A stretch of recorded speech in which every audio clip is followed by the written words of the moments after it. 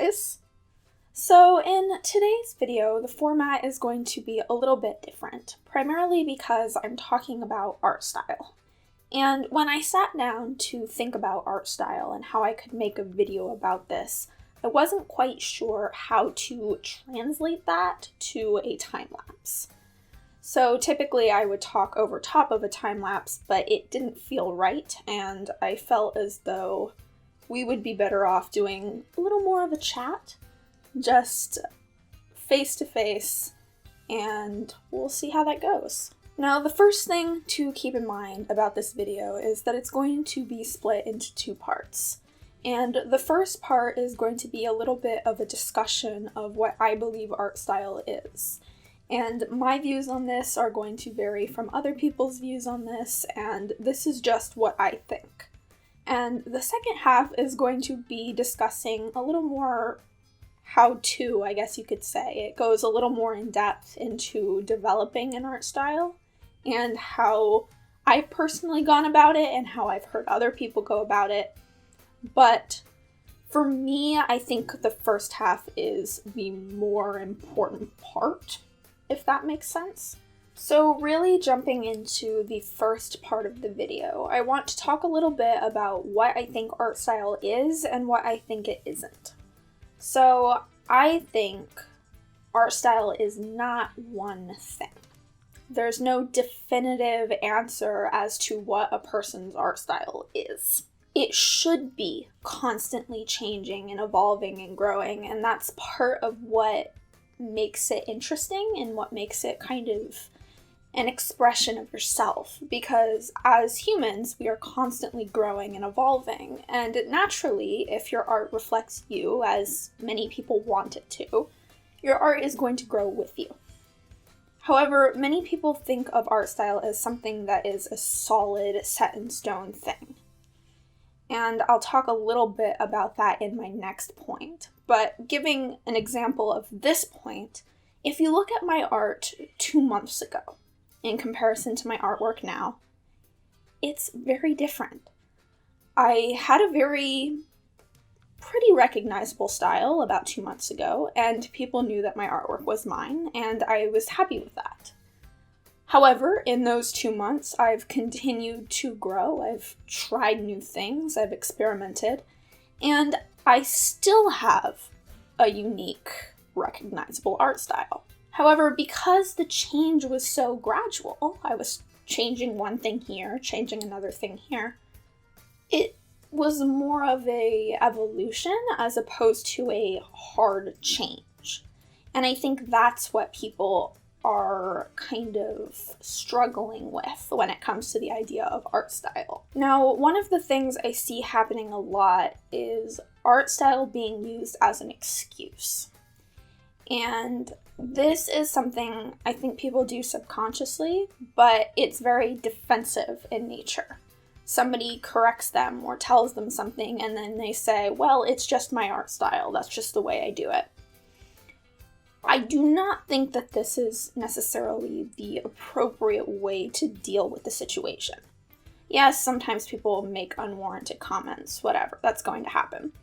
But sometimes that advice is correct, and it's not a bad thing to learn from that. For example, if you don't know how to draw anatomy properly, and you don't try to draw anatomy properly because you're scared of it, or you're worried about what will happen, or you've tried before and it doesn't really work out the way that you think it should, using, well, this is the way I do it because it's my style as an excuse becomes just that. It becomes an excuse. And art style should not be an excuse. Sort of in line with this, I see a lot of people refusing or hesitating to use different mediums because it's not their style to. Somebody uses ink and watercolor. For example, myself, I use a lot of ink and watercolor. But I like to think that even if I'm using acrylics, even if I'm using gouache, even if I'm doing something digitally, people can still tell it's me.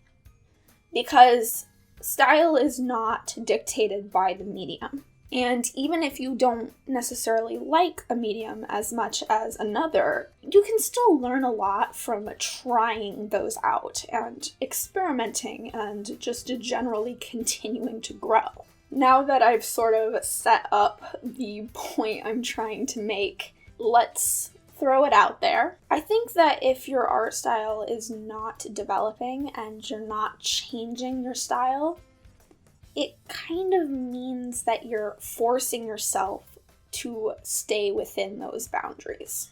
And that is your comfort zone. And I understand comfort zone. I fall victim to this time and time again, where anytime something has to do with a more full body piece, it's a more anatomy-based thing, I struggle. I've done a lot of bust views in my life, and that's what I've done the most of, so that's what I'm most comfortable with. However, there is value in pushing yourself beyond that. You shouldn't say, well, it's not my style. My style is to do only bust views of human figures, and I never do anything else. I never try a background. I never do a landscape. I never try to draw a full body. That gets boring. And it doesn't just get boring to people viewing your artwork, it gets boring to you as well. And I see this a lot, where artists will feel bored with their own artwork. Maybe try pushing yourself. It really does help. And I know it's scary, and especially when you've learned how to do one thing and then you're putting yourself into a situation where you don't know how to draw something. And that can be difficult. Of course, if you're happy in your comfort zone, I don't know that you should feel as though you need to push outside of that if you're not trying to do it for a living. If it's just for you and you're just enjoying your time, you don't have to push yourself. That's just something that I personally do, because not only am I trying to make a career out of art, but I also am a very self-competitive person. So if I feel as though I could be doing something better, I want to try. So I guess the general point I'm trying to make for this first half of the video is that art style is not one thing. It's not as black and white as that. It fluctuates and it evolves and it changes with you as a person. And that's okay. If you look at your art one day and you feel like it's drastically different than it used to be, that's fine. And likely, if people have been following you for that long, they'll have seen the evolution, so they'll still recognize it as your work. Now, as we jump into the second half of this video, I'm going to kind of deviate from everything I was saying in the first half, and I'm going to give you a few little tips to develop your art style as a whole. Now, this is a hard thing for artists to talk about or explain, because a lot of times the answers we give are not the answers that people want to hear. And I'm going to give you one of those answers you probably don't want to hear in the very first point, and that is to draw a lot. Every artist will say this. You have to draw a lot. And I'm going to try to explain to you why it's important, because a lot of times people will just say to draw a lot, and that's the only explanation they'll give. But I hope I can give you a little bit of insight into it. So essentially, art style is the way that your hand moves over the paper, or the way that you choose colors instinctively, or any other number of things that are unique to you. However, there's no way for your body to work on impulse if you don't practice. It is not going to happen overnight, but your hand will eventually realize when you sit down to draw, okay, I've done this 200, 300, 1,000 times. And your hand has something called muscle memory, where your hand just kind of knows what to do. You can compare this to any other number of things. You can compare it to a musician who knows where the chords on their guitar are by nature. Or you can compare it to a basketball player who knows exactly the correct amount of pressure to apply to the ball so it goes where they want it to go. Those are skills. Those are things that your body has learned how to do through failure and repetition. And the same applies to art style. So you do something a certain number of times, you do it enough times, and your body knows how to do it by default. And you don't have to think about it. Because I think what people want when they want an art style is they want to sit down to draw, and they want their work to look like the rest of their work without having to think about it. The only way to get your body and your brain to do the same thing without thinking about it is to do it a lot. And so for those reasons, practice is extremely important. And now I'm going to give you another example of something you can do to develop your art style that you're probably not going to be happy with. And this is to have a grasp of the basics of art, the fundamentals. This is boring. I know it feels like the most boring thing in the world when you sit down and you draw a sphere, or you try to draw a skeleton or 20 skeletons, or you study color or do any of these things. It feels like studying, and it really is. But when you have a basic understanding of the fundamentals, you can stretch away from them without it feeling wrong. And I see this paired with something I mentioned in the first part of this video, where people will draw anatomy wrong and then they'll say, well, it's just my style.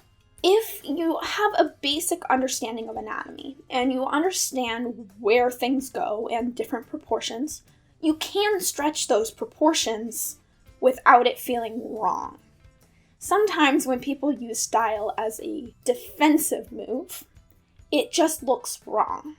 And this isn't always the case, but it can be. However, if you have an understanding of anatomy, you can know, well, I can stretch this, or I can make this shorter, or I can pull the eyes further apart, which is something I've purposefully been doing in my art recently. And it becomes more of a stylistic choice as opposed to a mistake. So now we've got those two boring answers out of the way. As important as they are, and they are potentially more important than the two I'm about to tell you. But we can start moving into things like copying other artists. I don't recommend drawing other artists' artwork exactly as it is, because it's just kind of... Some people are okay with it, some people aren't. If you're going to, I would recommend asking them first to see if you can. And definitely don't ever post it anywhere without any kind of credit. And also don't post it unless they explicitly tell you that you can. But for your own practice, I guess it's one of those things that opinions on it vary a lot. But when I say copy other artists, I specifically mean elements of their style. Not necessarily everything that they do. And definitely borrow from all types of artists. You want to draw a cartoony style. Okay, well, you can borrow color usage from a realism artist. And there's nothing wrong with combining styles, and actually it is potentially more interesting and more unique if you do. But definitely don't try to imitate one artist's style if you can help it. Try to pull bits and pieces from artists that you admire. As I mentioned, you can choose the colors from this artist, or how this artist does hair, or the line work of this artist. And when you combine them, you create something that is a mixture instead of a copy. Also, when you're doing this and you're imitating other artists' style, if something comes into your head and you think, maybe it would look good if I tried it this way, and it's not something that any of those artists do it anyways. I can't stress this enough. creating a style solely based on other artists is not really the best way to create a style. And really, these style tips I'm giving you are more of a jumping off point than anything else. I just want you to have a place to evolve and grow, as I mentioned in the first part of this video. Also, I'm using quotation marks a lot, air quotes. I'm sorry about that. And the final tip I have for developing your art style is something I guess I've been hinting at on and off throughout this entire video, and that's that you shouldn't be afraid to try new things. If it's something that could not be further away from what you're doing, do it anyways. I've been trying to personally do things in a more painterly style, and this includes both things with real paints, things like gouache or acrylics, or also I've been trying to explore digital painting. Painting isn't really my style. It's not really what I do. But I really like it, and I want to experiment, and I want to see what I can learn from that. Maybe I'll find that I prefer that over what I'm doing now, and I can apply my current style to the new techniques that I'm learning to create a painterly style that's more like something I would do. Or maybe I'll decide that the only thing I really like is how you do shading. It's hard to tell when you're in the experimental phase what is going to come about as a result of that. But I would encourage you times 10 to try everything that comes to mind. I have hundreds of ideas in my head at any given moment, and there's no way I can try all of them, and that's why I write them down. So if I have a art block or something, I have ideas of things that I can draw and experiment and try. But I find that not limiting yourself when it comes to what you're allowed to do, quote unquote, makes the actual process of creating art much more enjoyable, and it has side effects like creating an art style for you in the end. So I hope this video was helpful to you in some way. I know that not all of the advice I gave was necessarily what people want to hear, but I am coming from my position as an artist and from the things I've experienced and the things I've learned. I find that these tips are the things that really matter in the end. Thank you so much for watching. I hope you enjoyed the kind of new format. I don't know if I'll do it again in the future or not, but only time will tell. You can subscribe if you want, and I will see you guys in the next video. Bye.